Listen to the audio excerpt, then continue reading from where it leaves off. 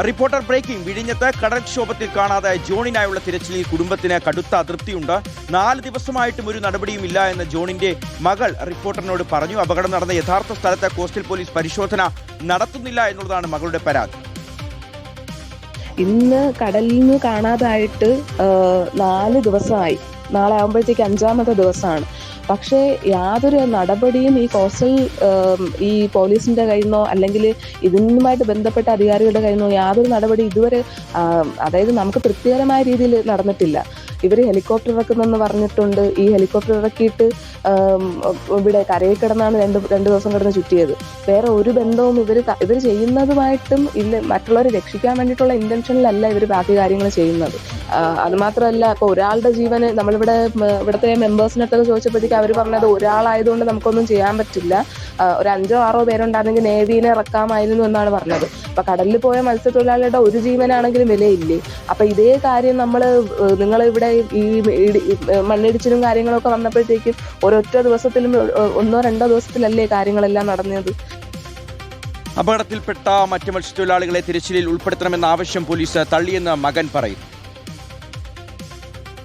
2 ദിവസമായി ഈ ഒരു അപകടം നടന്നിട്ടും, പക്ഷെ ഇതുവരെ ഒരു അപ്ഡേറ്റും അല്ലെങ്കിൽ പുള്ളി ഇങ്ങനെ കണ്ടിട്ട് എല്ലാവരും കണ്ടിട്ടുണ്ട്. പക്ഷേ അവർ കൃത്യമായിട്ടൊരു സ്ഥലത്ത് എത്തിയെങ്കിൽ തീർച്ചയായിട്ടും ആളെ കണ്ടെത്താൻ പറ്റുമെന്ന്. കാരണം കൂടുതലുള്ള മത്സ്യത്തൊഴിലാളികൾ ഞങ്ങൾ സംശയിച്ചവരും പറയുന്നുണ്ട്. കാരണം അവർ പണി ചെയ്ത ആ സ്ഥലത്തോട്ട് ഇതുവരെ പോലീസ് എത്തിയിട്ടില്ല എന്നുള്ളതാണ് മനസ്സിലാക്കാൻ സാധിച്ചിട്ടുള്ളത്. ഇതുവരെ മത്സ്യത്തൊഴിലാളികൾ കൂടെ ചേർക്കുക ഈ ഒരു ദൗത്യത്തിൽ എന്നുള്ളതാണ് ഞങ്ങളുടെ ഒരു അഭിപ്രായം. കോസ്റ്റൽ പോലീസിലും മറൈൻ എൻഫോഴ്സ്മെൻറ്റിലൊക്കെ വിളിച്ച് കാര്യം പറഞ്ഞപ്പോൾ നമ്മൾ പറഞ്ഞ് ഒരു 1.5 മണിക്കൂറിന് ശേഷം അവർ തിരച്ചിലിന് വേണ്ടി വന്നെന്ന് പറഞ്ഞിട്ട് നമുക്ക് ഒരു ആക്സിഡൻ്റ് ആയ സ്ഥലം നമുക്കറിയാം. അപ്പോൾ അവിടെ ഒന്നും പറയുന്നത് ഇവർ ഒരു 2 മൈലേജ് 1.5 മൈലേജിൽ കറങ്ങി അടിച്ചിട്ടൊക്കെ വെറുതെ ഒരു പേരനും വന്ന് പോവുകയാണ്. ഇപ്പോൾ ഞങ്ങൾ സ്വന്തമായിട്ട് തന്നെ ഞങ്ങളുടെ വഞ്ചികൾ എടുത്തിട്ട് ഒരു 4-5 വഞ്ചികൾ എടുത്തിട്ട് നാളെ പോകാൻ വേണ്ടി ഇരിക്കുകയാണ്. മത്സ്യത്തൊഴിലാളികൾ പ്രതിഷേധം കടുപ്പിക്കുകയാണ്. നാളെ ഫിഷറീസ് ഓഫീസിലേക്ക് പ്രതിഷേധവുമായി കുടുംബം എത്തും. അരുൺ സോളമൻ വിവരങ്ങൾ നൽകാൻ ചേരുകയാണ്. അരുൺ, ആ മകൾ പറഞ്ഞതാണ് യാഥാർത്ഥ്യം. അതായത് ഒരു ജീവനാണെങ്കിൽ പോലും അതിന് അതിൻ്റെതായ വിലയുണ്ട്. 4-5 ദിവസമായി സ്വന്തം പിതാവ് കാണാതായതിൻ്റെ വേദന തിന്ന് വിഷമത്തോടെ ജീവിക്കുന്ന ഒരു കുടുംബമാണ്. എന്നിട്ട് ആ കുടുംബത്തിൻ്റെ അഭിപ്രായം അവർക്ക് തൃപ്തികരമായ രീതിയിൽ ഈ ഒരു തിരച്ചിൽ മുന്നോട്ട് കൊണ്ടുപോകാൻ അധികൃതർ മടി കാണിക്കുന്നത് എന്തിനാണ്? ഷികാസ്, ആദ്യം 2 കാര്യങ്ങൾ പറയാം. ഒന്ന്, 2018 പ്രളയം. ആ സമയത്ത് സർക്കാർ ആവശ്യപ്പെടാതെ തന്നെ മത്സ്യത്തൊഴിലാളികൾ ചെങ്ങന്നൂർ അടക്കമുള്ള പല ഭാഗങ്ങളിൽ ഇന്ന് നമ്മൾ കാണുന്ന ആറന്മുളയിൽ അടക്കം മത്സ്യത്തൊഴിലാളികൾ തങ്ങളുടെ വള്ളങ്ങളും ബോട്ടുകളുമായിട്ട് രക്ഷാപ്രവർത്തനത്തിന് എത്തിയത് നമ്മൾ കണ്ടു. ഇന്നിപ്പോൾ UDF സർക്കാർ എത്തിയപ്പോൾ അവരുടെ സഹായം അങ്ങോട്ട് പോയി തന്നെ അഭ്യർത്ഥിക്കുന്നു. കോന്നിയിലടക്കം റാന്നിയിലും അടക്കമുള്ള ഈ ഭാഗങ്ങളിൽ ആറന്മുളയിലടക്കം എത്തി ഈ ജീവൻ രക്ഷിക്കാൻ വേണ്ടിയിട്ടുള്ള ഒരു സഹായം UDF സർക്കാർ ആവശ്യപ്പെട്ടിരിക്കുന്ന ഒരു ഘട്ടമാണ്.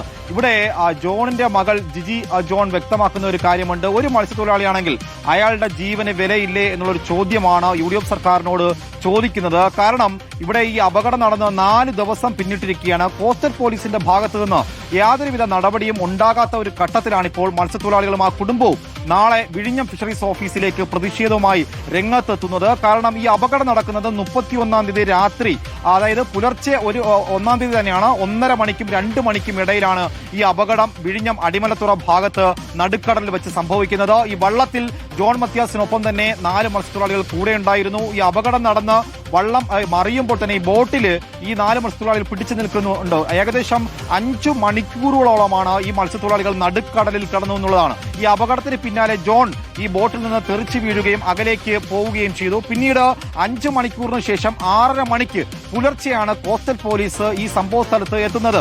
കോസ്റ്റൽ പോലീസും മറൈൻ എൻഫോഴ്സ്മെന്റും അതുപോലെ തന്നെ മറ്റ് മത്സ്യത്തൊഴിലാളികളും എത്തിയാണ് ഈ മത്സ്യത്തൊഴിലാളികളെ കരയ്ക്ക് എത്തിക്കുന്നത്. ഇതിൽ വളരെ ഗുരുതരമായിട്ടുള്ള ഒരു അലംഭാവം ഫിഷറീസ് വകുപ്പിന്റെ ഭാഗത്ത് സംഭവിച്ചിട്ടുണ്ട്. നമ്മൾ നിരന്തരം റിപ്പോർട്ട് ചെയ്തതാണ്. കാരണം വിഴിഞ്ഞം ഹാർബറുമായി ബന്ധപ്പെട്ട് തന്നെ അവിടെ കോസ്റ്റൽ പോലീസിന്റെ ഭാഗത്തു നിന്ന് ഒരു വളരെ എളുപ്പത്തിൽ ഇടപെടാൻ കഴിയുന്ന ഒരു മാർഗങ്ങളൊന്നും തന്നെ അവരുടെ മുന്നിലില്ല എന്നുള്ളതാണ്. ഇത് സർക്കാർ ഫിഷറീസ് വകുപ്പ് കൃത്യമായി ഇടപെടുന്നില്ല. ഒരു മത്സ്യത്തൊഴിലാളിയുടെ ബോട്ട് നടുക്കടലിൽ അപകടത്തിൽപ്പെട്ടാൽ കൃത്യമായിട്ടുള്ള സാറ്റലൈറ്റ് സംവിധാനങ്ങൾ ഇപ്പോൾ നിലവിൽ പ്രവർത്തനത്തിലല്ല.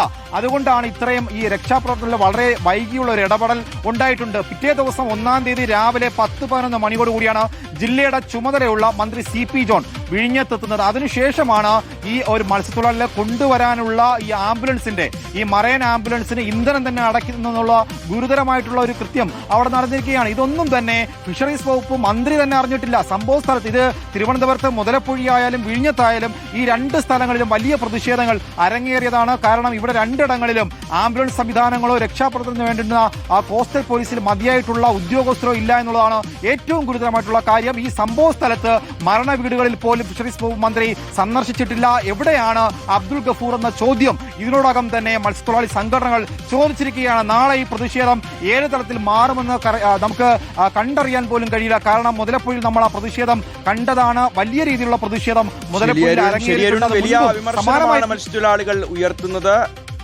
5 ദിവസമായി ജോണിനെ കാണാതായിട്ട്. ഇനിയെങ്കിലും ആ കുടുംബത്തിന്റെ വാക്കുകൾ കൂടി പരിഗണിച്ചുകൊണ്ട് അവരെ കൂടി വിശ്വാസത്തിലെടുത്തുകൊണ്ട് അവർ പറയുന്ന രീതിയിൽ ഈ തെരച്ചിൽ മുന്നോട്ട് കൊണ്ടുപോകാനുള്ളൊരു സാമാന്യ മര്യാദ ഈ തെരച്ചിൽ നടത്തുന്ന സംഘം കാണിക്കണം. അതിൽ ചില ഉദ്യോഗസ്ഥർ ആ കുടുംബത്തോട് പറഞ്ഞിട്ടുള്ളത് ഒരു ജീവൻ മാത്രമല്ലേ കാണാതായിട്ടുള്ളൂ, ഒരു മനുഷ്യനല്ലേ കാണാതായിട്ടുള്ളൂ, അല്ലായിരുന്നു കൂടുതൽ ആളുകൾ ഉണ്ടായിരുന്നുവെങ്കിൽ നമുക്ക് സൈന്യത്തെ ഇറക്കാമായിരുന്നു എന്നൊക്കെയാണ്. ഒട്ടും ഉത്തരവാദിത്വമില്ലാത്ത, ഒട്ടും മനസാക്ഷിയില്ലാത്ത വാക്കുകളാണത്.